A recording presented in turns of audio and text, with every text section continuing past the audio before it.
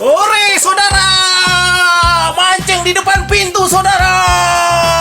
Musibah yang datang dalam sekejap biasanya membuat manusia merasa sedih dan terpuruk. Namun, berbeda dengan pria yang satu ini, lewat akun TikToknya ia disoroti oleh warga TikTok akan unggahannya. Ia membagikan video saat rumahnya tenggelam karena kebanjiran. Bukannya sedih, pria itu malah membuat konten di TikTok. Ia santai memanjing di genangan air yang merendam rumahnya. Momen itu dibagikan oleh pria lewat akun TikToknya @mr_blue999 pada Selasa, tanggal 16 November tahun 2021. Video tersebut telah dilihat sebanyak 1,7 juta kali di TikToknya.